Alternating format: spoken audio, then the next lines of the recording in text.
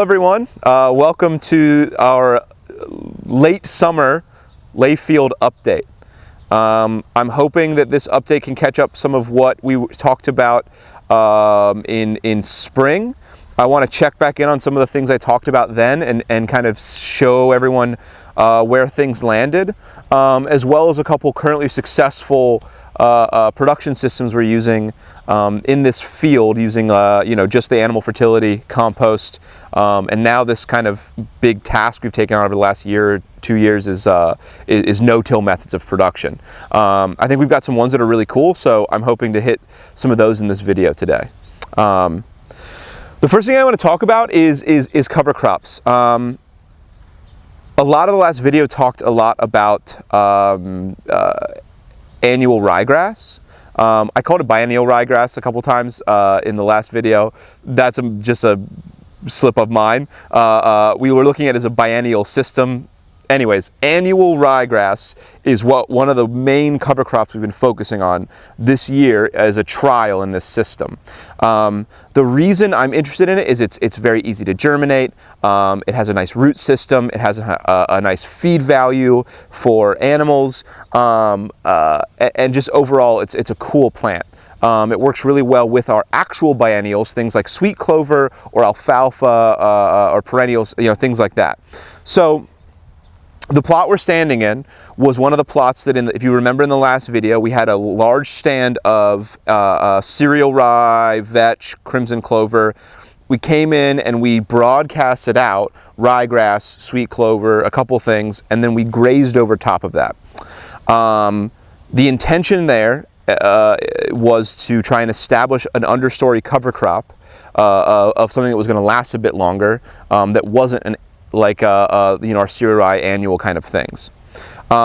We got pretty decent germination on that, and the stand, after we did a second grazing on that cover crop, on that annual, we basically got 2 grazings on the annual, or the cereal rye. Once we came back, we had a pretty decent stand of annual ryegrass and sweet clover. One of the biggest learning curves from using this cover crop mix, is that the ryegrass is not as persistent throughout the season as I was hoping it would be. We had really nice stand establishment in the spring, whether it was in this kind of understory that I'm talking about or in some of our other fields. And what we found was that maybe around the time of that video that we did, we started seeing seed heads pop up off the ryegrass. And what that ended up being was them kind of ended up terminating themselves. Once they go to seed, they're done. And so the biggest learning curve that we found this year is that we need to be continually reseeding ryegrass, which sounds like a pain, but it's such an easy cover crop to seed that I don't think it is at all. And so I think that's going to be a big change of next year, is like, hey, this stand looks beautiful right now. That should be a key that we need to go out and we need to be spreading more seed before it goes to the seed head and starts to kind of die back. And so when we kind of do this video, I'm going to highlight a couple areas that I'm a little unhappy with, because the cover crop stand I was hoping would be there right now is not, due to not reseeding enough. So big takeaway here is if anyone starts investing time into annual ryegrass, make sure that you are reseeding on a semi-regular basis. Reseeding really only involves, from my experience so far, is just broadcasting before a nice rain. That seed is so small, it's so easy to get like a nice broadcast out, that feels like plenty to me. But other people might have different results. So one of the things is this field that I'm standing in now, or this block I'm standing in now. This is the result of that understory ryegrass kind of system we were using, and we just recently flail mowed it in preparation for making beds in here for next season. And if you look closely, a lot of what's in here, there's a couple clovers and stuff. A lot of it is this thatch from some of these ryegrasses and stuff like that.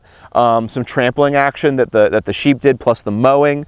But anything you see green in here is mostly weeds, which is a bit of a bummer. Still in this system, the absolute hardest thing is finding out how to establish and maintain cover crops post-grazing without tillage. We did some trials this year with like tarping areas before we went to go, you know, we would basically graze, mow, tarp a full block, then pull it up and then put cover crop seed down. In terms of timing with the field and the season and establishing cover crops, we had some tough establishment there too, just because we don't have the best irrigation system at all. And you know, summer rains are a bit hit or miss for us here. And so we can look at some of those plots in a bit. They had a little bit more success than this one, but generally we are still working on how exactly to establish these cover crops. I do believe the undersowing of the ryegrasses and things like that are going to be the key moving forward. But for now, I'm still kind of unhappy with the amount of weeds we're seeing and some of that stuff. On the flip side of that, the soil texture in this field from 2 years of cover cropping and grazing and the cover crops that we did use is fantastic. We're finding extremely loose soil. We're finding stuff that looks just like chocolate cake, which is fantastic. It's really, really exciting to see the cover crops kind of making sure to keep the texture, the soil texture so good over the 2 years that this has been in pasture. So I want to highlight this particular plot. This is one that we did not do the understory of ryegrass. Instead, we did a grazing of the cereal rye and winter cover crop mix. And then we came through and we grazed it, we mowed it, and we tarped it like I have kind of previously said. What we then did was we came in and did a broadcast of like a summer annual mix. Pearl millet, cowpeas, sun hemp, a number of things kind of that nature, like stuff that really loves the summer, as well as some clover. Now, again, you know, summer rains and stuff weren't exactly perfect for this. I was pretty happy with how things looked post-tarping. It was a pretty clean slate, and we came in and we broadcasted seed.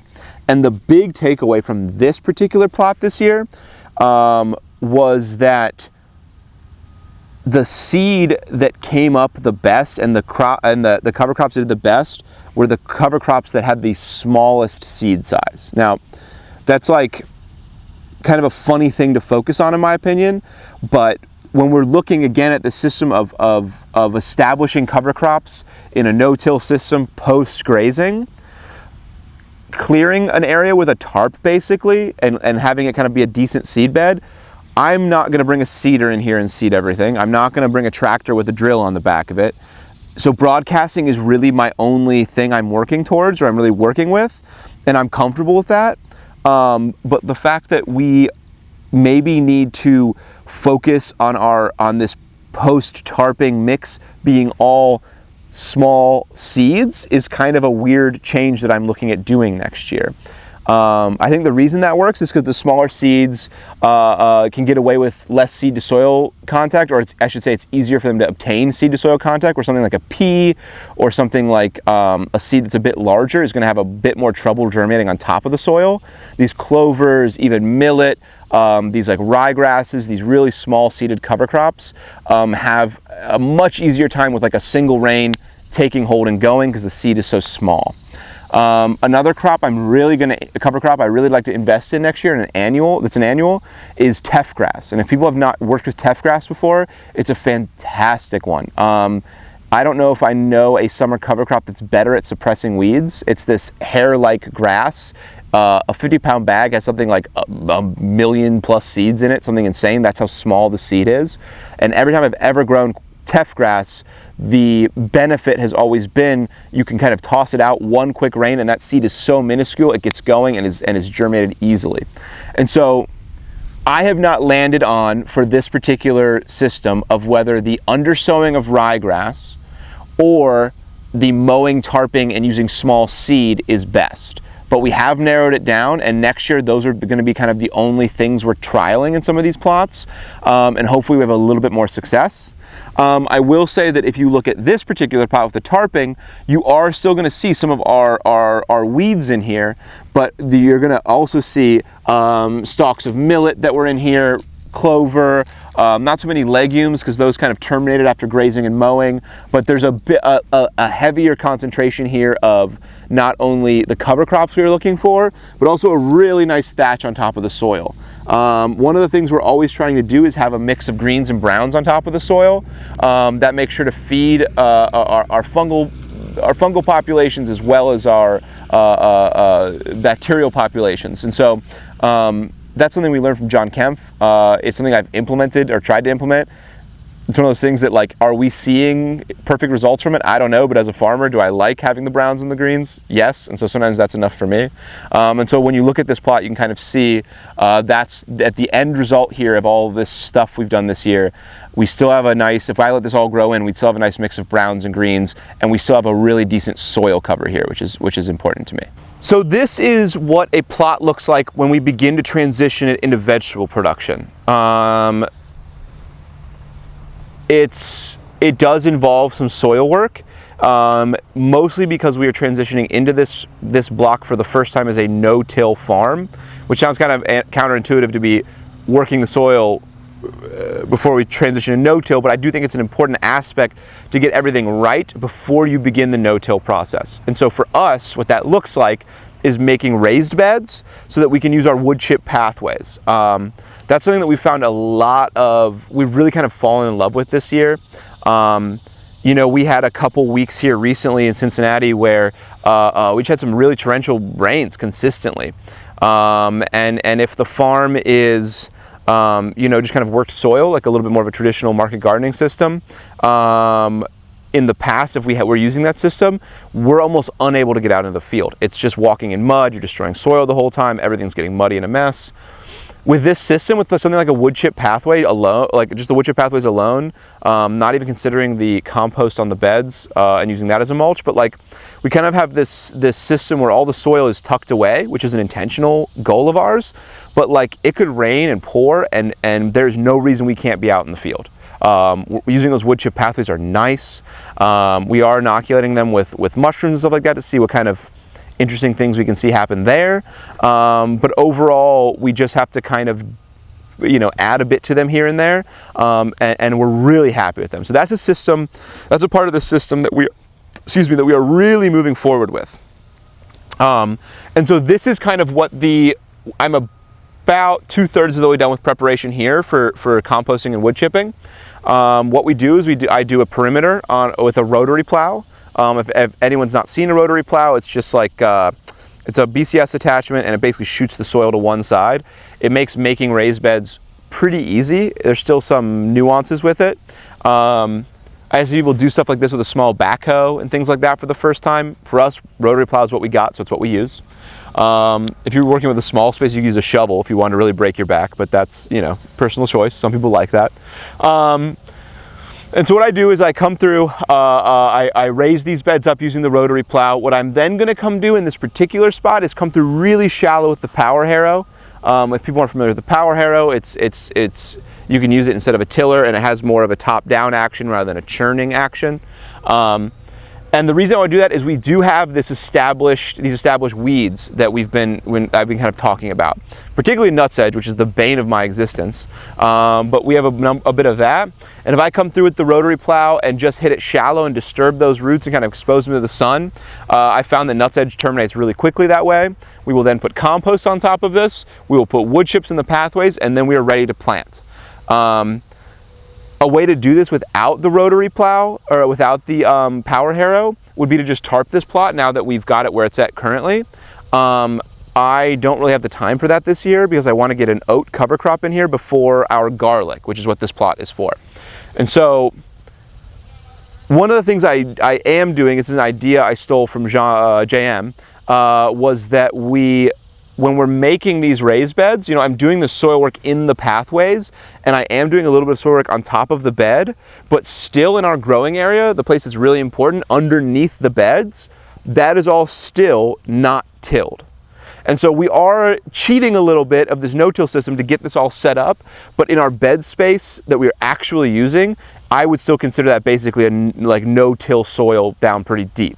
And so I like this so far. I'm really happy with this. If we had the right weather for soil work, I would have got this done earlier and then tarped it and not had to do the power harrowing on top. But just because that's where we are and we have the function-wise, that's what we want to do. That's what's going to happen here. One of the things that we tried last year that I actually kind of liked was we grew this nice oat cover crop around this time of year. We got it pretty well, up to maybe hip height. We then crimped it, tarped it, and let that oat cover crop terminate. And then we planted our garlic into that oat straw that was kind of left down. And then we did our traditional straw application on top of our garlic bed from that point on.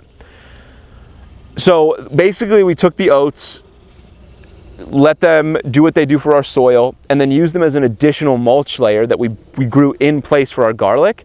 And those beds did really well. The ones we trialed that on last year, they didn't do a significant difference from what we saw in the other beds, but I did notice, I feel, that the weed pressure was a bit less. And that what was really cool was that, we put the oats down, we killed them basically, and we put straw on top of them. But that oat, that kind of living oat going into winter took a while to break down into that straw, and I liked the action it was doing in terms of feeding stuff underneath the soil there. So we're going to try that at a larger scale this year, and so that's why I'm at this kind of pressure to get this oat crop in the ground and going. And so hopefully in our fall update, you'll be able to see a big beautiful stand of oats behind me. We do, when we're growing mulches in place. We do this with our sweet potatoes. We're going to be doing this with our potatoes. We're finding that it's a system for our garlic currently, which could change, we'll see. But we do take an earthway and throw cover crop seed in it and a plate that makes sense. And we actually earthway, like say for a 30-inch bed, 5 to 7 rows per bed. It takes a long time. It's a slower process. Earthways are a bit of a cheaper seeder, and so we're looking at maybe buying a couple of them in the future so we can kind of have a number of people doing this task on the farm. But what we found is that time is so worth it in terms of getting that really, really, really thick establishment of cover crops for laying down as a mulch. The laying down as a mulch does not work at all if you have a bad stand of cover crops. It just doesn't. You want to be as thick as possible, and so making sure we're getting a good seeding rate in by using an earthway to get the cover crop seed down is really, really important for us for what you're going to hopefully see in the next video of what this plot looks like. So behind me is our sweet potato plot this season. We took inspiration from Frith Farm for this system and add a little bit of our own twist to it. This is one that, in terms of production experience that we've done this year, that I am over the moon about. What we did was last August, we did, like I was kind of talking about with the oats, we took an earthway and we threw something along the lines of 7 to 9 rows of rye on a 30-inch bed. I think that we were a little bit, I think that 5 to 7 is a better number depending on your beds and when you get them planted. But we basically took an earthway, did that amount of rows of rye per 30-inch bed. We ended up with a beautiful rye crop, cover crop, that gets super tall, beautiful. Because we did it kind of like mid-August, the plants got a little bit too big in the winter, and they did kind of some of them did die and rot each other out, and so the stand wasn't as perfect as it could be. The change we're making this year is that we're doing our rye. That's the same system, but we're going to be doing it instead of mid-August. Early September, maybe 2 or so weeks into September. It's the 1st of September as we're filming this. And so we have to prep that bed and get that stuff planted. But looking at doing it a little later so that in the winter, instead of the rye being that tall, it's, a bit shorter, which will make it a little bit more resistant to getting kind of knocked down and killed and things like that. So anyways, what we did was we did this, heavy stand of cereal rye, let it get really big. We crimped it down and we tarped it for 2 weeks. The 2-week tarping made sure that the crimping did its full job. We're only crimping with string, rope, and T-posts, and that works okay. We did it a hair early. I was always told that it was as soon as it went to seed you could crimp it, but it's really when it hits that milk stage. And if you don't know what milk stage is, just Google it. But when it hits that milk stage, I think, and crimping it will have even more success in termination. But the cool thing is throwing a tarp over a rolled crop, cover crop, you get termination no matter what. So what we did then is we have this beautiful stand of just rolled ryegrass, or cereal rye, and then we came through and we threw our compost on top of it to make this kind of nice composted bed on top, and we did our wood chips in the center. And so we have this really heavy, like, carbon mulch on top of the soil. So it basically goes native soil, cereal rye, crimped, compost, and then we plant our sweet potatoes into that. Sweet potatoes work really well for this because we plant them with slips, and you just shove the slips into the native soil. We had a little bit of trouble with establishment, and we have a couple spots that we missed a couple, and then we come through, we water them in, and they get going. And at this point, we've only weeded this plot a couple times. You can see it's pretty darn lush. I'm really happy with this crop. The texture of the soil, the texture of the compost is fantastic. The wood chip pathways did a good job of keeping the weeds down in the pathways, and feeling down there's definitely some sweet potatoes that are feeling like they're a nice size. The biggest benefit to this system has been so far moisture retention, in my opinion. When we have this heavy mulch on top, those sweet potatoes have never needed a drop of water from us. And sweet potatoes traditionally are dry farmed, but I'm curious to see what kind of yields we can get with this moisture retention in here. The other aspect that I want to touch on that we're doing here, and maybe I mentioned briefly in my last video, was that we're doing an experiment in conjunction with Ohio State University, looking at biochar being co-composted and seeing what effects that has on soil.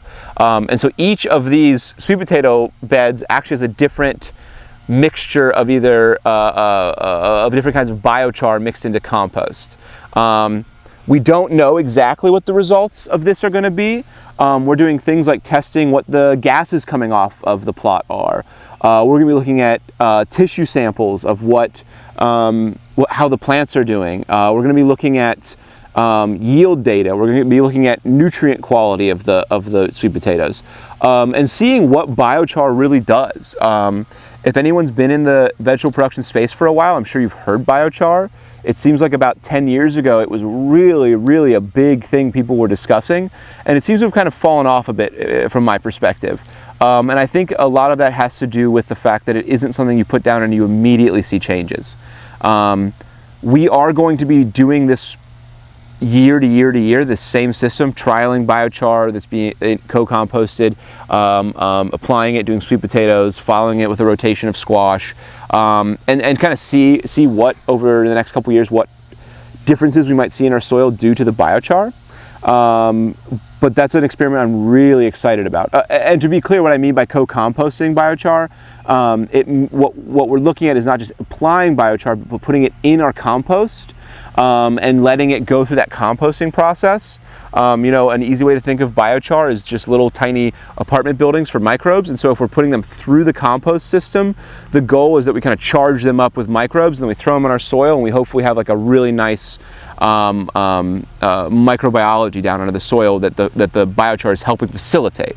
There is some good research out there on co-composting biochar, and it's, you know, what works, what it does well, some of the results of it. But seeing it in a production system, I'm really curious to see what we come away with. And hopefully in our fall video that we do, I'll have some examples of how the sweet potatoes look. Hopefully they look good. It'd be really terrible if I do this video and then sweet potatoes suck. But I think that they're going to be great. This is about the luscious patch of sweet potatoes we've ever had. And one of the things that, as we have people out here, sometimes one of the criticisms or questions we get about the way we're moving right now is we're adding all this carbon to our soil, whether it's in the pathways with wood chips or even a heavy carbon compost that we use. And is that going to tie up nutrients? That's something we have yet to see if there is a basically if there's validity to that or not. But I can tell looking back at this that there is, I mean, it doesn't seem to me like very much nitrogen's being tied up, even with all of the carbon on this bed, which is wood chips, rolled cover crop, compost. I mean, it's pretty intense. And so I think we're looking to see how much of a limit we can push there with adding carbon on the soil and not tying up nitrogen. And so far, this is a big success for us. This is another crop that I'm really happy with so far. I'm unsure of where yield's gonna land on this one, but in terms of production so far, or getting it to this point, I'm really happy with it. And what you're looking at behind me is an experiment in no-till potatoes. I feel like no-till potatoes are kind of there's something that the no-till growers are always trying to figure out. And it's not the easiest crop. And so we did a couple trials last year with some success and some failures. The one that I like the most though is we threw some potatoes down and we rolled out just a rotting bale of hay over it. It got weedy as heck, but when we went to go get those potatoes, those were some of the nicest ones we had. And so we really doubled down on that tiny experiment last year and went completely into this no-till potato system with heavy mulch on top. And as you can see, it's quite lush. And I'm pretty happy with it, but I am curious to see what potatoes look like underneath. I want to break this system down a little bit and talk about it because I'd like to revisit it in our next video, but I think it's an interesting system so far. This was a system that, just like the sweet potatoes, we were planning on doing a in-place grown mulch. So it was going to be, I did rye and I did a couple other, I think I did some like winter peas and things like that. We had a cold snap in the winter that just totally wiped out the winter peas. They kind of died and kind of basically mulched out and killed some of our rye, which let some weeds come through and a number of things. And so when I looked at this in the spring, getting ready to use this plot for what the intended purpose was, which was to roll down that cover crop and do something similar to what we did with the sweet potatoes. I looked at this and I said, that is not, again, not enough of a mulch cover. The cover crop is not thick enough. We're just gonna have to have weeds. And so what we did instead was we mowed that cover crop. We applied a layer of compost down. And then we took our potatoes that we had kind of chitted out and we just placed them on top of the compost, maybe push them in a little bit to get them closer to that native soil. A side note, and one of the most important things we've learned about this system, is that we have this heavy carbon-based compost that we put on top of our soil as a mulch. And because it is so carbon heavy, and because we're kind of trying to keep up with production of compost and we're never able to fully let it cure for a long period of time, this compost dries out really fast. And so making sure that crops are able to get as close as possible to the native soil, so that, which holds moisture much better, we're finding that making sure things are close to native soil helps us to have good establishment of a crop. And so what we did is we mowed, we spread compost, not even that much, maybe 4 wheelbarrows per bed. And we come in and we kind of pushed our potatoes down into that. And then we basically did a really heavy application of, on one side straw and on one side hay. The other important thing to note about this is that we planted our potatoes in like June, I think, which is really late traditionally. It's a really late traditional, like compared to a traditional planting of potatoes, you want to get them in as early as possible. For us, what we found here is if we get them in early, we're dealing with rot, we're dealing with the cold, we're dealing with those early flushes of flea beetles in the spring, which are a real pain for us, and they really seem to tear up the potatoes. And we're also dealing with Colorado potato beetle here, which isn't a major pest, but I want to be really careful not to let it become one. And so one of the things that we found a shift is the Colorado potato beetle has multiple generations in a single season, from my understanding, and to be clear, I could be completely wrong about this, has multiple generations in a season. So if you skip the first one, you tend to not have an issue later on in the season. And so by planting them late, we have more time to let our cover crop grow for that mulching action that we'd like to do in the future. But we also have, we have warmer soils. Potatoes are solanaceae, so they do love the heat. And then we also skip the first generation of Colorado potato beetles, and we seem to skip a decent chunk of the flea beetle pressure. This is a total experiment to do it this time of the season, or that time of the season, and so far I'm pretty happy with it. Pest pressure is very low. Disease pressure seems to be very low, which is great. It seems like that blight always hits our potatoes early in the season where we are. You know, we rotate pretty intensively here, but we still always seem to get like this kind of that blight on our potatoes earlier than we want it. And you know, I think that anyone that's been growing for a while understands that a healthier plant is more resistant to these things to a point. And the fact that we are looking out at this right now, I have no concerns of blight. There's some plants starting to kind of melt back a bit, which I think is totally fine at this point in the season. I don't really know because I've never seen potatoes this late in the season. But no blight, very little pest pressure. So far, I really like this system, or this period of planting. And now if we go to harvest in the next month and there's no potatoes there, I'm gonna go back to the drawing board on this. But for now, in terms of just managing a crop, really happy with this. We did this experiment with half hay on the plot, half straw. We know that just from understanding the carbon nitrogen ratios in hay and straw, that when we look at straw as a mulch, it is a better mulch for a long period of time, although it gives less to the soil. Because it has more carbon, it takes longer to break down. Hay has more nitrogen in it because it's like a fresher feed, and it has more nutrient quality in it. And so because it has that nutrient quality, it actually breaks down faster, but as it breaks down, it does give more to the soil. And so we're curious of which one is better for a potato crop. You know, we didn't do like a rigorous experiment like we did on the sweet potatoes. The sweet potatoes are like completely, that entire project is completely designed by a researcher. This one is just farmers trying stuff. Maybe we'll do some research on this next year, but for now, we're just trying stuff. What I can say so far is I tend to prefer the hay a bit, but we'll see if that changes. And that variety has been really important in this system for a good crop. We have 3 varieties of potato here, and one is very particularly doing not as good. It's not doing worse or bad, but it's not doing as good as the other 2 varieties. So, you know, these are varieties that have done fairly well for us in the past, but changing the production system also means revisiting varieties and which ones do well, and understanding which ones are going to be the best for this kind of no-till heavy mulch system is going to be really important. If anyone is interested in trying something like this next year, wait until you see my next video to make sure it worked, first of all. But second of all, the one change I would make is that we did the compost, we put the potatoes down, and then we immediately did our heavy mulch on top of that. And I'm talking maybe that thick of straw or that thick of hay.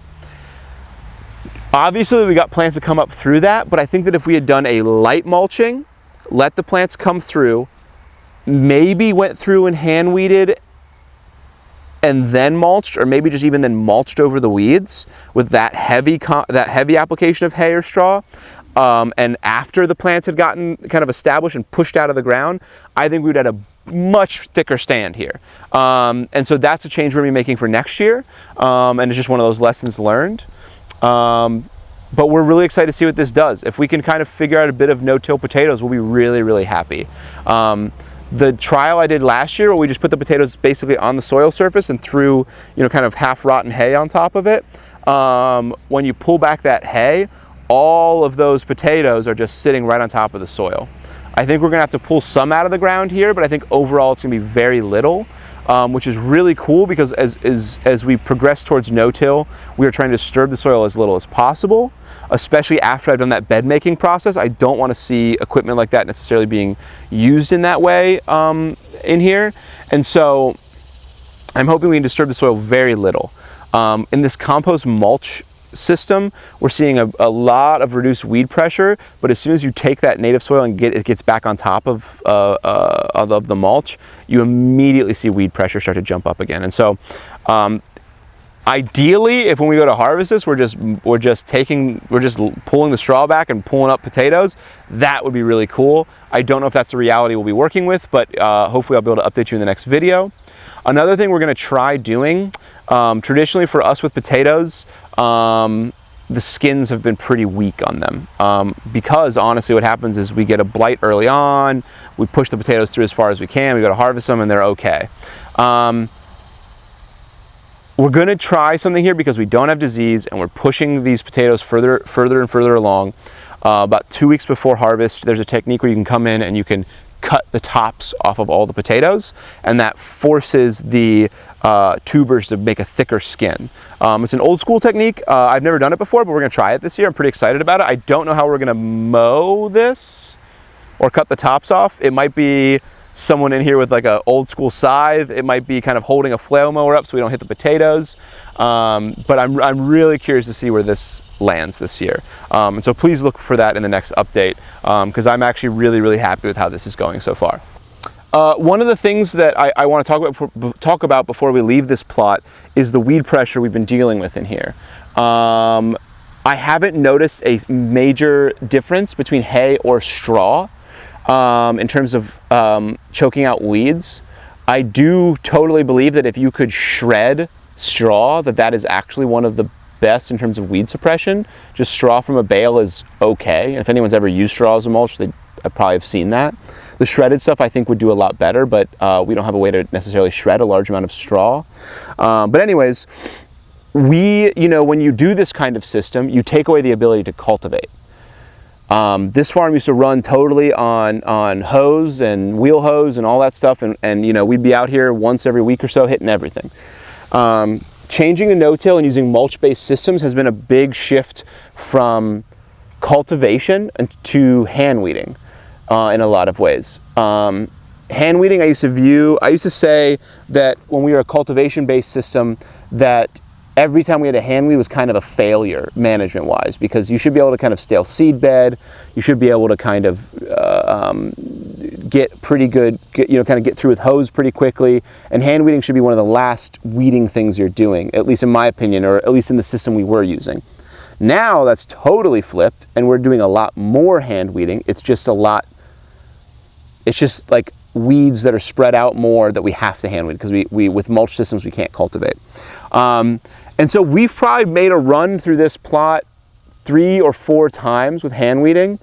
With 3 or 4 people on a 50 by 100 block, it was taking us 2 to 3-ish hours, which is a pretty significant amount of time to go through a plot a couple times in the season. But at this point where we're at, you can kind of see behind me, there's really little to no weed pressure. The plants have filled in, and so those couple times of hand weeding, one, are not that bad, actually. It's kind of pleasant. Bindweed is one of the few that comes up and seems to be a little bit of an issue for us, but it doesn't bother me too much. And now, it's been weeks and weeks and weeks since we've done any weeding or anything in this plot. This plot is now just riding its way out, which is really cool, and it's something I really like to see. It's the same with the sweet potato plot. There's a handful of grasses popping up in there, not enough to cause a true concern, and we get to a point with it, and now this is off the list of labor until it's time to harvest, which is really cool. Keeping the soil covered again, like I was talking about with some of our other stuff, with the sweet potatoes, has kept in a really nice amount of moisture. We haven't needed to irrigate this at all. Even when it's been dry, it's been nice and wet under here. I really do, like I said, I'm leaning towards the hay as the mulch because I'm really happy with the way it's breaking down. I'm kind of hoping at the end of this, after harvest, I can just maybe flail mow this hay down and let it break down all winter. That would be really cool, be something adding to the soil, but we will see. But overall, we're peeking in here and we're seeing some pretty nice looking potatoes, and I think we have about another month or so until we harvest, which is crazy to be harvesting potatoes early October, but I really think that might be where we're at, maybe late September, which is, again, it's a totally different production schedule than traditional, but I really like it a lot so far and would recommend people playing with it, maybe even as a secondary planting, especially if you have trouble with stuff early in the season. Just really happy with these guys so far. So here we have one of our more successful hedgerows that we installed this past fall. I'm really happy with this one and happy with a number of them. Maintaining them is something that we're always working on figuring out. We are finding that just kind of chopping any weeds that come up through and throwing some wood chips down seems to work all right. but that the preparation to get ready for the hedgerows was really the most important part. We rushed some of these, and the more we rushed getting the ground ready and getting them in the ground, the more sod came back, the more issues we've had. So what we've learned this past year from establishing hedgerows is to prepare the ground as if you are preparing a crop. I mean, really spend the time to get it right. And we're going to be transitioning into a system of preparing for hedgerows a bit more intensely when we add some more this fall or next spring.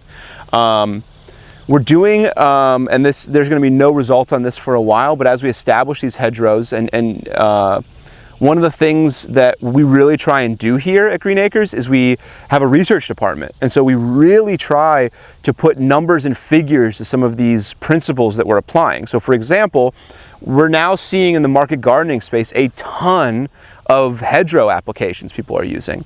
And I think that there's a lot of anecdotal experiences of people seeing things improve.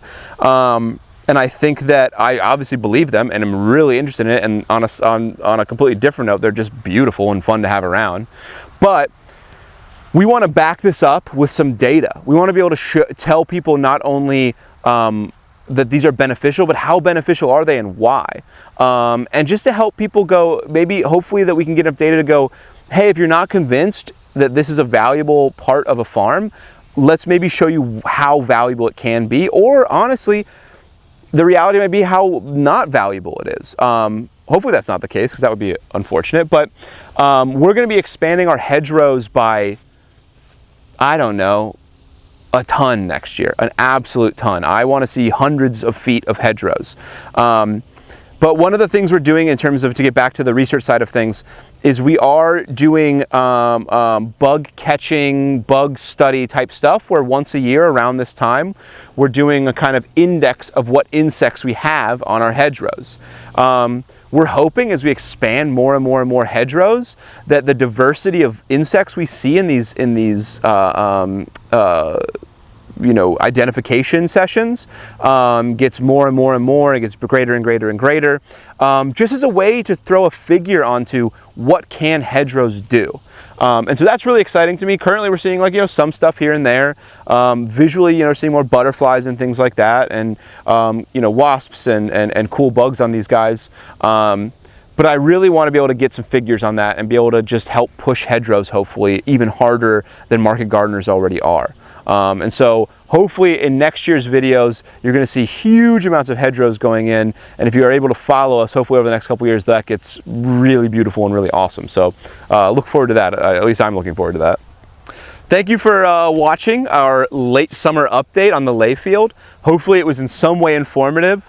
These videos are meant to be watched in succession. They're kind of just the ramblings of what's going on at the moment on the farm, and to help keep people involved in this project, but also something for me to look back on and remember what's going well and what isn't.